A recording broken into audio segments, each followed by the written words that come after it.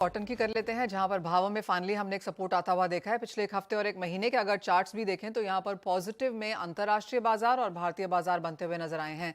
हमारे साथ BSL limited के एमडी निवेदन चुरीवाल हैं। निवेदन जी नमस्कार, शुक्रिया साथ जुड़ने के लिए। कैसे देखते हैं आप कॉटन की एज ऑफ नाउ अवेलेबिलिटी, और जिस तरह से हमने भावों में बढ़त आते हुए देखी है जो कि फाइनली एमएसपी के ऊपर कारोबार कर रहे हैं, कैसे देखते हैं ये ट्रेंड? नमस्कार। जी बिल्कुल, आप सही कह रहे हैं कि काफी समय बाद दामों में कुछ बढ़ोतरी के आसार दिख रहे हैं। पर स्थिति को मैं यही कहूंगा कि जैसे अपने कहते हैं, it's a very fluid situation. कहना बहुत कठिन है कि ये यहाँ से किस दिशा में जाएगा, और अगले जो कुछ सप्ताह हैं ये काफी निर्णायक होंगे, क्योंकि नई फसल का समय है, नई फसल इस समय आएगी। तो इसके बाद फसल की सप्लाई कैसे आती है और बाजारों से डिमांड कैसे आती है, इन दोनों निर्णायक फैक्टर्स के ऊपर ये डिपेंड करेगा कि रॉ कॉटन के दाम कहाँ जाते हैं और उसके साथ यार्न के दाम कहाँ जाते हैं, क्योंकि ये पूरी चेन है।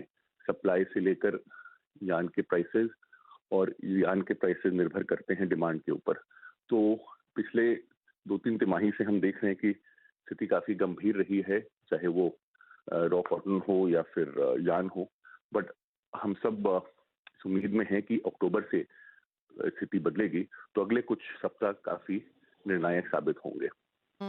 निवेदन जी, यार्न मार्जिन्स फिलहाल किस तरीके से हैं, और जब आपने डिमांड की बात की ही है तो टेक्सटाइल इंडस्ट्री से कॉटन की डिमांड कैसी है? देखिए, इसको मैं 2 भाग में विभाजित करूंगा, short run and long run. Long run में जैसा कि मैंने पहले भी आपके चैनल पे कहा है, भारतीय टेक्सटाइल के भविष्य को लेके मैं काफी पॉजिटिव हूँ, काफी बुलिश हूँ, क्योंकि लॉन्ग रन में भारत जो है विश्व के सबसे बड़े टेक्सटाइल सप्लायर्स के रूप में उभरता आ रहा है, और China plus one strategy plus other factors के कारण निश्चित रूप से भारत की जो टेक्सटाइल का भविष्य है, चाहे वो यार्न हो या फैब्रिक हो, काफी उज्जवल है। शॉर्ट रन में बिल्कुल पिछले 2-3 तिमाही से काफी समस्या रही है, और अभी भी वो समस्या बनी हुई डिमांड में कोई बहुत विशेष सुधार नहीं है। कुछ हम हल्की कुछ सुधार की किरणें देख रही हैं, जिसके कारण हमें लग रहा है कि शायद अक्टूबर नवंबर से सुधार हो। पिछले 6 महीने से यार्न के मार्जिन अंडर बहुत प्रेशर रहे हैं, मार्जिन बहुत खराब रहे हैं, पर यहाँ से 1-2% के हम सुधार देख रहे हैं, और ये लग रहा है कि अब मंथ ऑन मंथ सुधार मार्जिन में अब रहना चाहिए, और Q3 Q4 के जो परिणाम आएंगे वो Q1 Q2 के तुलना में स्पिनर्स के लिए शायद बेहतर हो।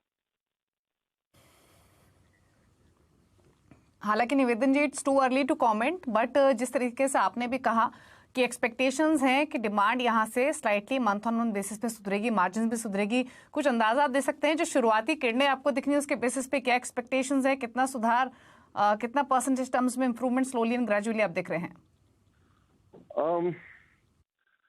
अभी तो जैसा मैंने कहा कि लास्ट कुछ मंथ्स के जो मार्जिन थे उसमें 1-2% का ही सुधार हम देख रहे हैं।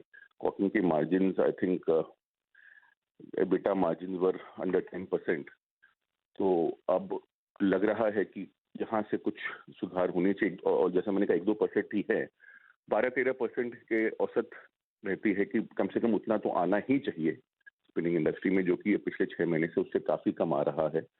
और अभी के सुधार के आधार पे हम ये कह सकते हैं कि शायद 12-13% के औसत आने लगे अक्टूबर से। बट अगेन ये सब अनुमान है, और परिस्थिति यहाँ रोज बदलती है। एब्सोल्युटली। 2 दिन से दामों में सुधार है, हो सकता है कल विपरीत हो जाए, हो सकता है और सुधार हो जाए।